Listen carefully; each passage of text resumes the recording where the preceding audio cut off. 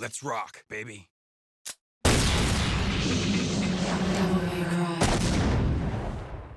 I love DMC. DMC is one of those series that I've really wanted to make a video about forever, but everything's pretty much been already said about it. And I don't have any new kind of analysis that would change the way we've looked at DMC, so I've just never done anything with it. So with the release of DMC 5 just around the corner in a few months, I thought I'd do a recommendation video on the first one, and I could gush about how much I love it all I want, and hope to get other people into the series as well. I'm playing the HD collection version for the PC, which does have some unfortunately known issues.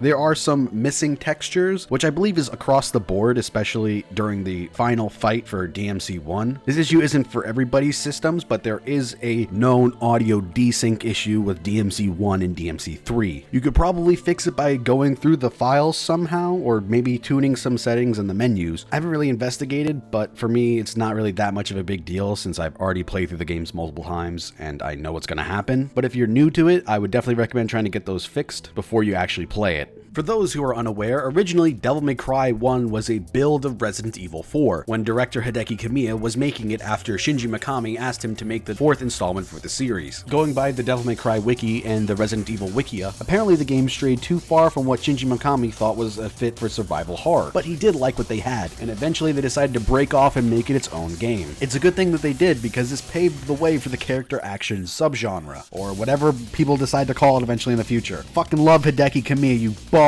Krillin looking ass motherfucker. Let me kiss that bald head.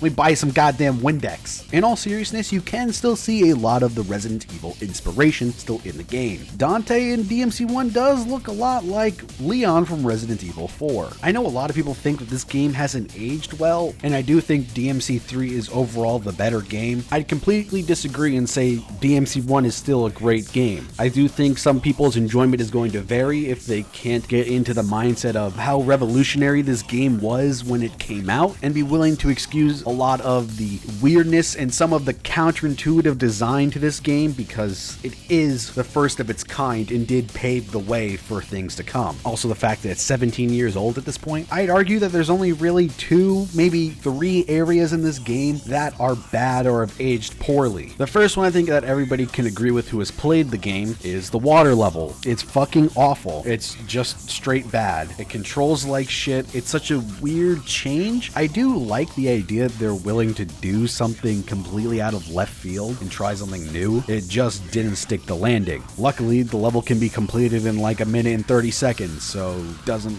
really hamper it that badly. It'd be more of an issue if it was like a 30-minute level. The only other area that I think really sucks in this game is Griffin Fight 3 in the arena. This is where I thought the camera was at its worst and would have absolutely benefited from having a DMC 3 or 4 style camera. The only other one that I could see people complaining about is Phase 1 of the final boss, but I personally thought it was fine, but I could absolutely see people going, oh, this is weird. This control's odd. Other than these 3 examples, I think that's pretty much it, and I love every other aspect of this game. I feel like it perfectly encapsulates the aesthetic and just the era of PS2 Japanese games. When playing this game, I could just feel the PS2 nostalgia lights going off in my brain. One of the coolest things about this game is that a lot of glitches just stayed in and later on became features, or they actually built upon it, like canceling the shotgun's reload animation by sidestepping, using Stinger right before you're about to change positions of the camera to keep yourself moving in a fluid way so you don't lose a few seconds of movement due to having to realign the analog stick because the angle of where you're moving isn't going to match from where it was before the camera changed, using Stinger right before you jump over to another platform in order to do a super jump. I can't think of something that feels nearly as good as finishing a combo on Nello Angelo and then taunting in order to get back some Devil Trigger. One of the design philosophies they had for this game is something that I absolutely adore, whether it be intentional or due to the limitation of the hardware, but you only fight one enemy type at once in a given area. For example, in the hallways, you'll either be fighting the Sin Scissors or the Marionettes. You wouldn't be fighting both at the same time, and due to the low enemy count of this game being only about 9 or 10 types, this gives you a lot of time and a lot of accessibility to learn what these enemies are going to do, because you're going to be giving your undivided attention to one enemy type at a single time. Until I get my hands hands on DMC5 and get to use Balrog, I think Ifrit is still my favorite punch weapon of the series. The pecking order for me is Ifrit,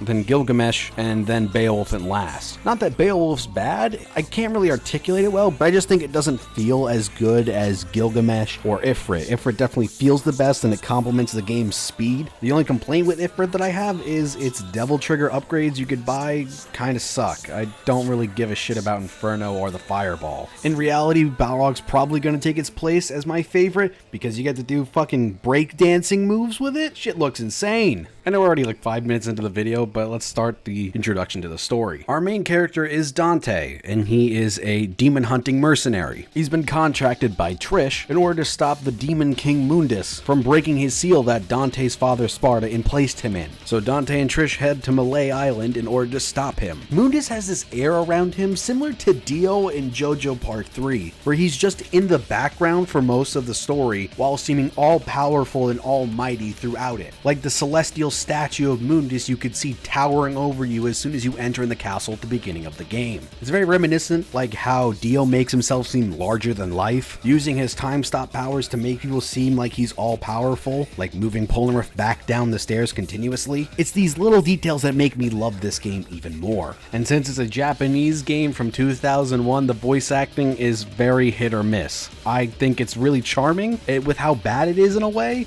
but I can see people going, this is fucking cringy as shit. Beat him. Maybe it was too easy for you. Mundus. His heinous ways make me sick, killing even his own, like they were nothing. He's the one that took the life of my mother, my brother, Shirley.